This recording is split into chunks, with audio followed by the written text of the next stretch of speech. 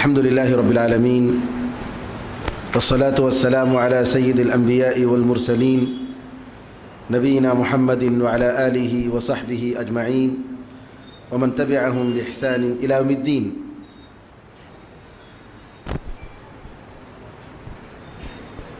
رمضان کے ان دروس کا سلسلہ جاری ہے. پہلے دن رمضان اور اخلاص کے موضوع پر ہمارا درس تھا. دوسرے دن رمضان اور قرآن کے موضوع پر کل کا درس تھا. اور آج کا درس ہے قرآن سے پہلے ایمان. قرآن سے پہلے ایمان قرآن سے فائدہ اٹھانے کے لیے شرط ہے کہ سب سے پہلے ایمان ہمارا صحیح ہونا چاہیے. قرآن کریم میں اللہ تعالیٰ نے بتایا وَنُنَزِّلُ مِنَ الْقُرْآنِ مَا هُوَ شِفَاءٌ وَرَحْمَةٌ لِّلْمُؤْمِنِينَ وَلَا يَزِيدُ الظَّالِمِينَ إِلَّا خَسَارًا. قرآن کریم بتاتا ہے کہ اس قرآن سے فائدہ اٹھانے کے لیے ایمان شرط ہے، اور ایمان کے بغیر اس قرآن سے کوئی فائدہ نہیں پہنچ سکتا. کہتا ہے اللہ تعالیٰ کہ ہم اس قرآن کریم سے وہ چیز اتارتے ہیں جو شفا ہے اور رحمت ہے مومنوں کے لیے. یہ قرآن کریم شفا ہے، علاج ہے بیماریوں کا، دل کی بیماریوں کا اور جسمانی بیماریوں کا، روحانی بیماریوں کا اور جسمانی بیماریوں کا. اور یہ مومنوں کے لیے رحمت ہے. کن کے لیے رحمت ہے؟ مومنوں کے لیے. وَلَا يَزِيدُ الظَّالِمِينَ إِلَّا خَسَارًا. لیکن یہ قرآن ظالموں کے لیے سوائے نقصان کے اور کچھ نہیں ہوتا ہے. جن کے اندر ایمان نہیں ہے وہ اس قرآن سے فائدہ نہیں اٹھا سکتے، بلکہ اور زیادہ اس قرآن کو انکار کر کے، اس قرآن کریم کی خلاف ورزی کر کے نقصان میں جاتے ہیں. تو قرآن میں بتایا کہ ایمان سب سے اولین شرط ہے اس قرآن سے فائدہ اٹھانے کے لیے. دوسری جگہ اللہ تعالیٰ فرماتا ہے قُلْ هُوَ لِلَّذِينَ آمَنُوا هُدًى وَشِفَاءً. کہہ دیجئے یہ قرآن جو لوگ ایمان لائے، جو مومن ہیں، ان کے لیے ہدایت ہے، ان کے لیے شفا ہے. وَالَّذِينَ لَا يُؤْمِنُونَ فِي آذَانِهِمْ وَقْرٌ. اور جو ایمان نہیں لاتے ہیں ان کے کان میں بوجھل ہے، سن نہیں سکتے، کچھ بھی وہ سنتے نہیں ہیں، سمجھتے نہیں ہیں. وَهُوَ عَلَيْهِمْ عَمًى. اور یہ قرآن ان کے لیے ایک معمہ ہے، بالکل اپنی آنکھیں بندھے ہوئے ہیں، وہ دیکھ نہیں پا رہے ہیں. اولئک ینادون من مکان بعید. ان لوگوں کو بہت دور سے ندا دی جائے گی، دوزخ میں جانے کے لیے ان کو پکارا جائے گا. کیوں؟ اس قرآن کریم سے یہ لوگ فائدہ نہیں اٹھا رہے ہیں، ان کے اندر ایمان نہیں ہے. میرے بزرگوں، بھائیوں اور اسلامی بہنوں، صحابہ رضی اللہ عنہم اجمعین اپنے بارے میں بتاتے ہیں کہ ہم نے سب سے پہلے ایمان کو سیکھا، ہمارا ایمان پختہ ہوا، پھر ہم نے قرآن کو پڑھا تو ہمارے ایمان میں زیادہ ہوا، ہمارے ایمان میں زیادتی آئی. کیسے؟ ایمان کی پختگی کی وجہ سے. اور صحابہ بتاتے ہیں کہ انہوں نے دیکھا کہ بعد کے زمانے میں لوگ ایمان کو لیے بغیر، ایمان کو سیکھے بغیر، ایمان کو سمجھے بغیر قرآن پڑھتے جا رہے ہیں، اس پر عمل نہیں کر رہے ہیں، اس کو سمجھ نہیں پا رہے ہیں، اور ان کی زندگی میں اس قرآن کے لیے کوئی مقام نہیں ہے.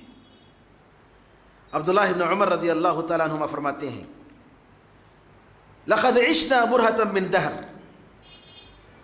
ہم نے ایک زمانہ دیکھا، ایک زندگی گزاری. وَأَحَدُنَا يَرَى الْإِيمَانَ قَبْلَ الْقُرْآنِ. ہم میں سے ایک آدمی سب سے پہلے ایمان دیکھتا ہے، ایمان کو سمجھتا ہے. کب؟ قرآن سے پہلے. اور نبی کریم صلی اللہ علیہ وسلم پر نئی سورت قرآن کریم کی اترتی ہے تو ہم اس کے حلال کو سمجھتے ہیں، اس کے حلال اور اس کے حرام کو سیکھتے ہیں، اور کون سی چیز کا یہ قرآن ہمیں حکم دیتا ہے اور کس سے روک رہا ہے وہ سیکھتے ہیں. اور کہاں ہمیں رکنا چاہیے وہ ہم سیکھتے ہیں. ایسے سیکھتے ہیں جیسے تم لوگ اب قرآن کریم کو سیکھتے ہو. عبداللہ ابن عباس رضی اللہ عنہما کے بارے میں آتا ہے سورہ بقرہ جو کہ تقریباً 2.5 پارے پر مشتمل ہے، 8 سال لگے ان کو سیکھنے کے لیے. سورہ بقرہ سیکھنے کے لیے کتنے؟ 8 سال. کیوں؟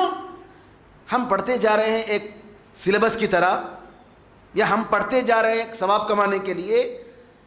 جی ٹھیک ہے، ثواب کمانا اچھی بات ہے، لیکن صرف ثواب کمانا صحابہ کا مقصد نہیں تھا، بلکہ قرآن کے مطابق ڈھلنا ان کا مقصد تھا.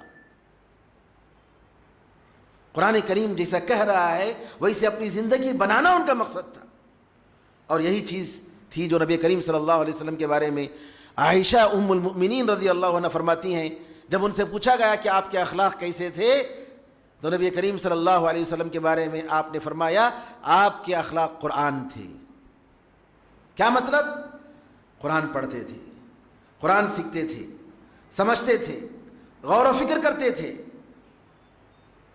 اس پر عمل کرتے تھے، اس کے مطابق اپنی زندگی بناتے تھے. یہ نبی کریم صلی اللہ علیہ وسلم اور صحابہ کی خوبی تھی. عبداللہ ابن عمر رضی اللہ عنہما آگے چل کر کہتے ہیں ثم لقد رأيت رجالا يؤتى أحدهم القرآن قبل الإيمان. بعد میں ہم دیکھ رہے ہیں ایسے لوگوں کو جو قرآن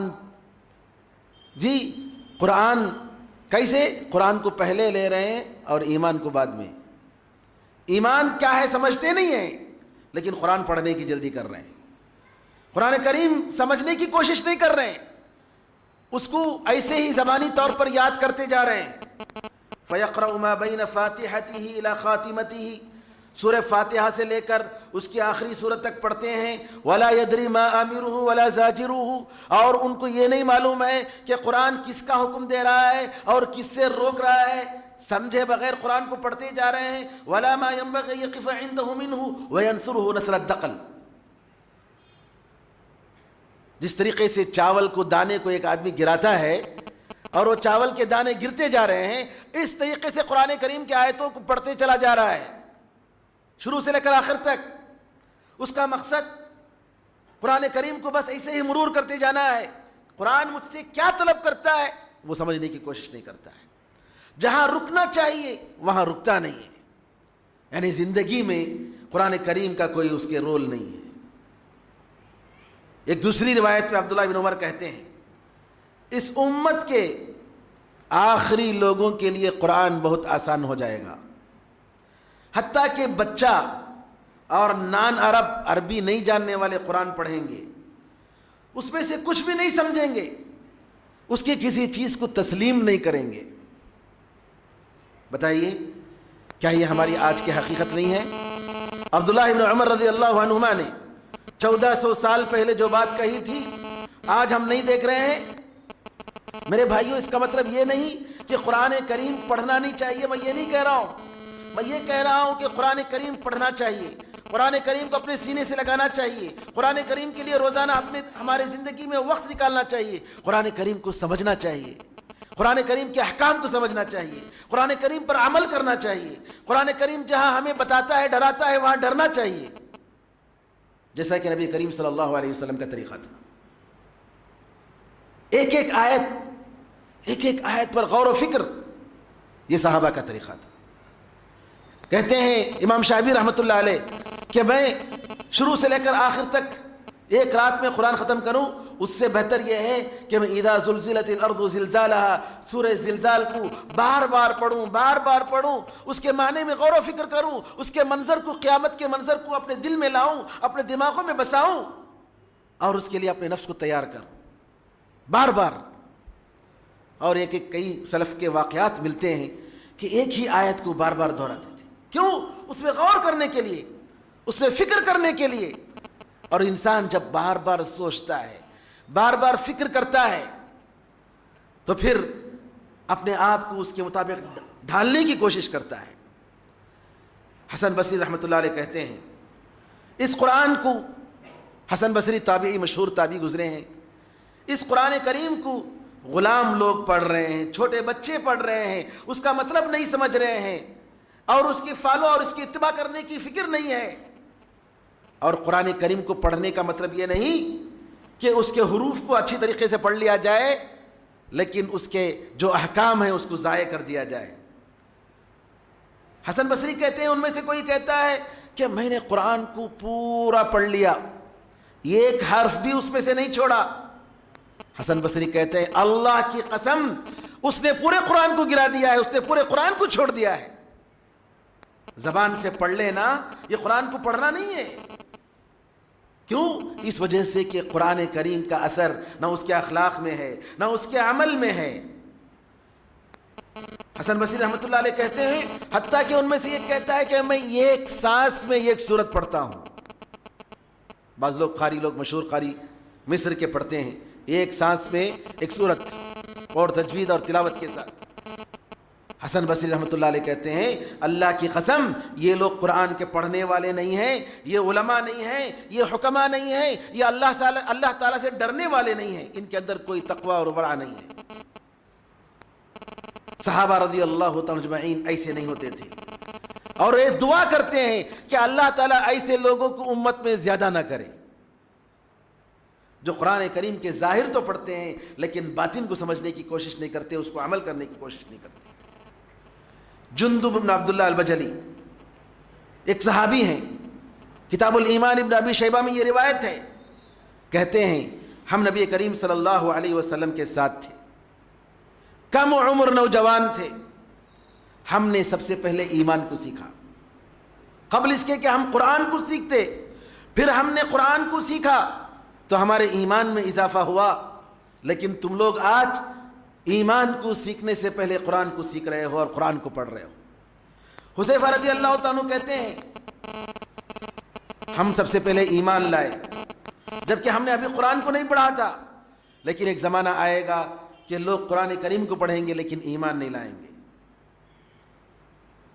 ایمان اگر یہ قرآن کریم سے ایمان کا اضافہ نہیں ہوتا ہے تو ضرور کمی آتی ہے۔ قتادہ ایک بڑے مشہور تابعی ہیں، کہتے ہیں کہ اگر کوئی شخص قرآن کریم کے ساتھ بیٹھتا ہے اور بیٹھ کر اس کے ایمان میں اضافہ نہیں ہوا تو ضرور کم ہوگا۔ کیوں؟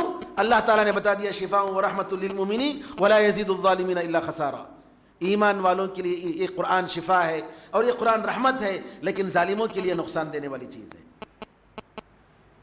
تو قرآن میرے بھائیوں ایمان کے بغیر آخرت میں کام نہیں دے گا۔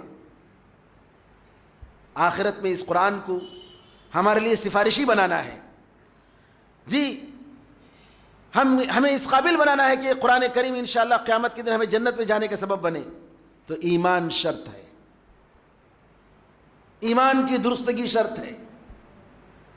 عائشہ رضی اللہ تعالیٰ عنہ نبی کریم صلی اللہ علیہ وسلم سے سوال کرتے ہیں کہ فلاں صاحب عبداللہ ابن جدعان جاہلیت کے زمانے میں غریبوں کا بڑا خیال کرتے تھے، مسکینوں کا بڑا خیال کرتے تھے، بہت سارا ویلفیئر کام کرتے تھے، کیا ان کا یہ کام قیامت کے دن کچھ کام آئے گا؟ نبی کریم صلی اللہ علیہ وسلم نے کہا کہ نہیں، انہ لم یقل یوما قط رب اغفر لی خطیئتی یوم الدین، یہ ایک دن بھی انہوں نے یہ نہیں کہا اے میرے پروردگار قیامت کے دن میرے گناہوں کو معاف فرما۔ قرآن میں اللہ فرماتا ہے وَقَدِمْنَا إِلَى مَا عَمِلُوا مِنْ عَمَلٍ فَجَعَلْنَاهُ هَبَاءً مَنْثُورًا، یہ کفار اور مشرکین جو اچھا کام کرتے ہیں، جو نیک کام کرتے ہیں، جو انسانیت کے فائدے کے لیے جو کام کرتے ہیں، ان سارے کاموں کو ہم غبار کی طرح ہم اڑا دیتے ہیں۔ کیوں؟ ایمان کے بغیر کسی کام کی کوئی حیثیت نہیں۔ میرے بزرگوں بھائیوں، ایمان سب سے پہلی چیز ہے جس کے بغیر نہ کوئی عبادت قبول ہو سکتی ہے، نہ کسی کا روزہ قبول ہو سکتا ہے، نہ کسی کی نیکی قبول ہو سکتی ہے، نہ کسی کے اخلاق قبول ہو سکتے ہیں۔ ایمان شرط ہے۔ یورپ کے لوگ بعض چیزوں میں، کیریکٹر اور اخلاق میں بعض مسلمانوں سے بہتر ہیں، لیکن چونکہ ان کے پاس ایمان نہیں، وہ اللہ پر یقین نہیں، ان کا کوئی عمل اللہ تعالیٰ قبول نہیں کرے گا۔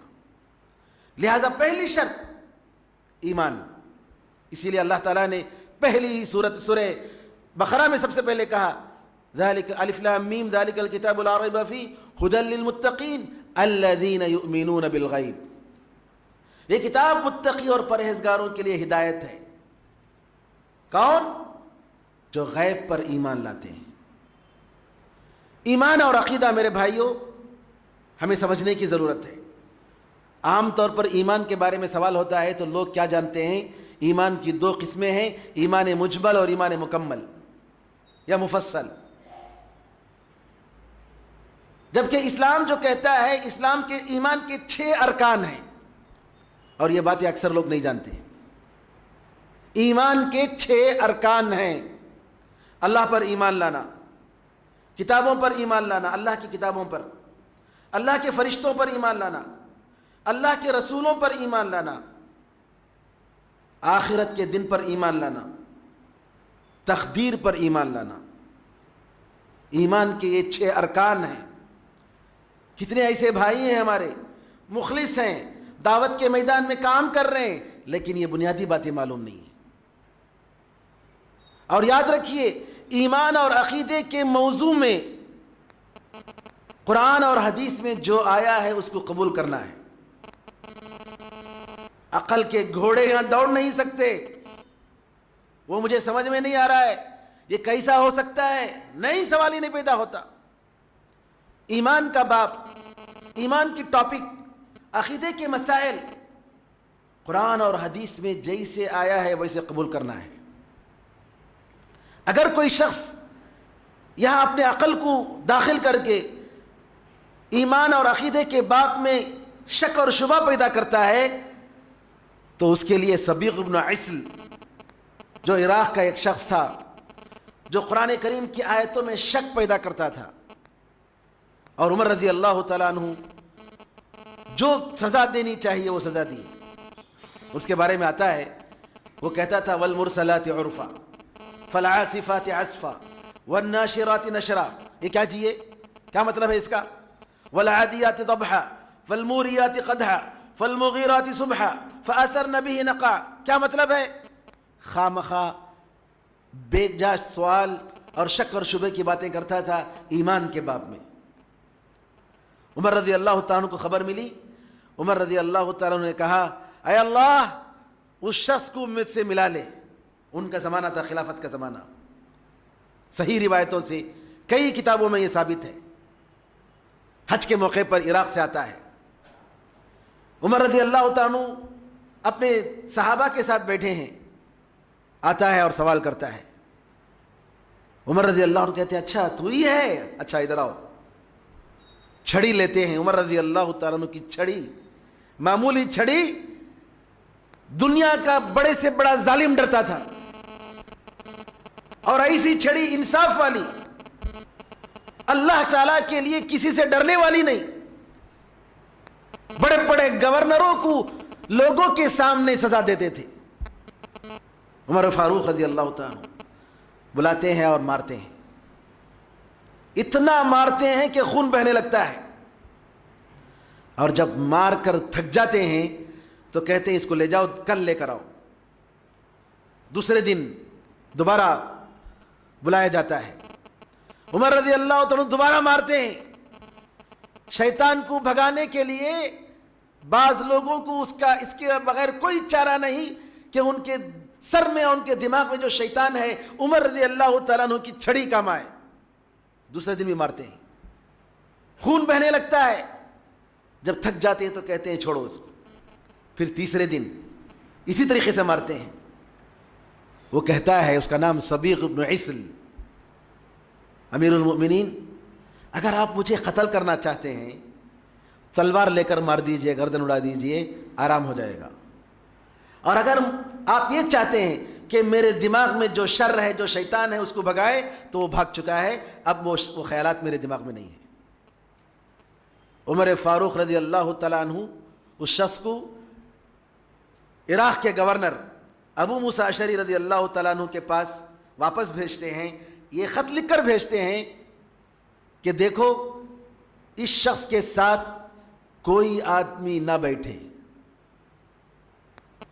بدعتی اور خرافی جو لوگوں کو دلوں میں ایمان کو متزلزل کر دیتا ہے، ہلا دیتا ہے، چور اور ڈاکو سے بھی زیادہ بدتر ہے۔ چور اور ڈاکو لوگوں کا مال لوٹے گا، لیکن یہ اللہ تعالیٰ کے دین کو لوٹنے والے۔ سبیق ابن عسل کو عمر فاروق رضی اللہ تعالیٰ کہتے ہیں کہ اگر یہ کہیں آتا ہے تو اس کے ساتھ کوئی آدمی مل کر بات نہ کرے۔ روایتوں میں آتا ہے اگر 200 آدمی بھی ایک جگہ جمع ہوتے اور وہ سبیق ابن عسل وہاں آتا، سب چھوڑ کر وہاں سے الگ ہو جاتے۔ کیوں؟ امیر المؤمنین عمر فاروق رضی اللہ تعالیٰ عنہ کا آرڈر۔ دین کو بچانا فتنوں سے بہت بڑی بات ہے۔ شک اور شبہ، جی غلط خیالات، میرے بھائیوں دنیا اگر ختم ہو جائے، خراب ہو جائے تو کوئی مسئلہ نہیں، دنیا کا نقصان ہو سکتا ہے، لیکن دین ہمارا اگر محفوظ نہ رہے، غلط چیز کو ہم حق سمجھنے لگے، باطل کو حق سمجھنے لگے اور حق کو باطل سمجھنے لگے، اور نعوذ باللہ اس کے حساب سے ہم اپنے اللہ تعالیٰ کی عبادت کر پائیں اور کر سکے، تو بتائیے کیا اللہ قبول کرے گا؟ نہیں۔ تو یہاں پر ایمان کی سلامتی اور ایمان کی درستگی کے لیے ہمیں کوشش کرنا چاہیے۔ عقل وحی کے تابع ہے، قرآن اور حدیث جو کچھ بھی آیا ہے اس کو عقل کو ماننا پڑے گا۔ غیب کے مسائل میں جی کسی بھی طریقے سے یہ جائز نہیں کہ کوئی آدمی اعتراض کرے۔ آج لوگ کیا بولتے ہیں؟ قرآن میں اللہ تعالیٰ کہتا ہے اللہ تعالیٰ عرش پر مستوی ہے، اللہ تعالیٰ عرش پر مستوی ہے۔ حدیثوں میں آتا ہے کہ اللہ تعالیٰ رات کے تیسرے حصے میں دنیاوی آسمان میں آتا ہے اور آ کر کہتا ہے کوئی بندہ جو مجھ سے اپنے گناہوں کی معافی مانگے میں اس کو معاف کر دوں، ہے کوئی بندہ جو اس کی حاجت میرے پاس رکھے اور میں اس کی حاجت کو پوری کروں۔ اللہ تعالیٰ مانگتا ہے، پوچھتا ہے۔ اب یہاں کچھ لوگ ہیں، ان کی عقل کو انہوں نے دوڑایا اور کہنے لگے ارے بھئی یہ حدیث، اس حدیث، جبکہ حدیث صحیح بخاری صحیح مسلم میں ہے، کہتے ہیں کہ یہ حدیث کو ہم نہیں مانتے۔ کیوں؟ کیونکہ قرآن میں اللہ تعالیٰ کہتا ہے عرش پر مستوی ہے، اور یہ حدیث میں آتا ہے کہ اللہ تعالیٰ رات کے تیسرے حصے میں، ہر رات کے تیسرے حصے میں دنیاوی آسمان میں آتا ہے۔ تو کیا اللہ تعالیٰ کا عرش خالی ہو جاتا کہ تمہیں اترے تو ہمیں اترے تو عرش خالی ہو جاتا، ہمارا چیئر خالی ہو جاتا، ہماری کرسی خالی ہو جاتی؟ لیکن اللہ تعالیٰ اگر دنیاوی آسمان میں آتا ہے تو کیا اللہ تعالیٰ ہمارے جیسے ہے؟ نعوذ باللہ، ہرگز نہیں۔ اللہ عرش پر مستوی ہے، جیسا کہ قرآن میں اللہ نے فرمایا، اور اللہ تعالیٰ جیسا اللہ کو معلوم ہے ویسے اترتا ہے، ہم لوگوں کو نہیں معلوم ہے کیسے اترتا ہے۔ ہم بھی زندہ ہیں، اللہ بھی زندہ ہے، لیکن ہماری زندگی اور اللہ کی زندگی میں فرق ہے۔ ہم بھی سنتے ہیں اور اللہ تعالیٰ بھی سنتا ہے، لیکن ہمارے سننے میں اور اللہ کے سننے میں فرق ہے۔ ہم ایک آدمی یا دو آدمی کو سن سکتے ہیں، دنیا کی ساری کائنات کی آواز بیک وقت سنتا ہے۔ کون؟ وہ اللہ، اور کسی کی آواز سے ٹکراتی نہیں اس کے لیے۔ یہ غلطی، یہ لوگ جو اللہ تعالیٰ کو لوگوں کے ساتھ تشبیہ دیتے ہیں، کمپیئر کرتے ہیں، انسانوں کے ساتھ کمپیئر کرتے ہیں، عقل کے گھوڑے دوڑاتے ہیں، کس میں؟ غیب کے مسائل میں، عقیدے کے مسائل میں، یہ لوگ ٹھوکر کھاتے ہیں اور غلط راستے پر جاتے ہیں۔ تو میرے بھائیوں، ایمان اور عقیدے کے باب میں، ٹاپک میں سب سے پہلے اس بات کو یاد رکھیے کہ یہاں پر انسان کی رائے کے لیے کوئی جگہ نہیں، انسان کے عقل و دماغ کے لیے کوئی جگہ نہیں۔ عقل اور دماغ کو ماننا پڑے گا، قبول کرنا پڑے گا کہ اللہ نے جو کہا ہے، نبی کریم صلی اللہ علیہ وسلم نے جو فرمایا ہے وہ برحق ہے، آمنا و صدقنا کہنا پڑے گا، اس کے بغیر کوئی چارہ نہیں۔ اگر یہاں پر ایمان میں خلل آ گیا تو ساری عبادتیں بیکار ہو جاتی ہیں، سارا عمل بیکار ہو جاتا ہے، اور سارے روزے اور ساری دعائیں بیکار ہو جاتی ہیں۔ کل کے درس میں انشاءاللہ اللہ پر ایمان کے بارے میں بتاؤں گا میں کہ قرآن اور اللہ پر ایمان کیوں؟ اس لیے کہ ایمان ایک بہت ہی اہم موضوع ہے میرے بھائیوں بہنوں، اور یہی ایمان ہے جس کی وجہ سے ابوبکر صدیق رضی اللہ تعالیٰ عنہ اپنے دوسرے صحابہ پر فوقیت رکھتے تھے۔ انس رضی اللہ تعالیٰ عنہ کہتے ہیں کہ ابوبکر صدیق ہم سے زیادہ کوئی نفل نماز نہیں پڑھتے تھے یا ہم سے زیادہ کوئی نفل روزے نہیں رکھتے تھے، لیکن ان کا ایمان پہاڑ کے جیسا تھا، ان کا ایمان پہاڑ کے جیسا مضبوط تھا۔ یہ چیز تھی ابوبکر صدیق رضی اللہ تعالیٰ عنہ میں، جس کی وجہ سے انبیاء کرام کے بعد اگر کوئی ولی ہے، اگر کوئی شخص ہے جس کا سب سے بڑا مقام ہے تو وہ ابوبکر صدیق رضی اللہ تعالیٰ عنہ کا مقام ہے، اس کے بعد عمر رضی اللہ تعالیٰ عنہ کا مقام ہے، پھر دوسرے لوگوں کا مقام آتا ہے۔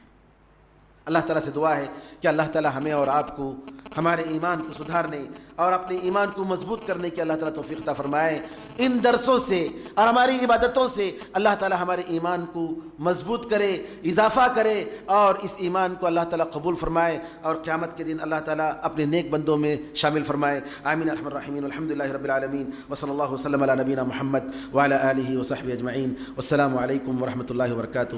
حضرات سے گزارش ہے کہ آپ لوگوں کے لیے چائے کا انتظام ہے، برائے کرم جاتے ہوئے چائے پی لیں۔ یہاں چونکہ کارپیٹ میں چائے گرنے سے گندگی ہو جاتی ہے اور ایک قسم کی بدبو پیدا ہو جاتی ہے، لہٰذا کارپیٹ کی وجہ سے مسجد کے اندر چائے لانے سے منع کیا گیا ہے۔ براہ کرم آپ چائے، بہترین چائے بن رہی ماشاءاللہ، چائے پیتے ہوئے جائیے۔ السلام علیکم۔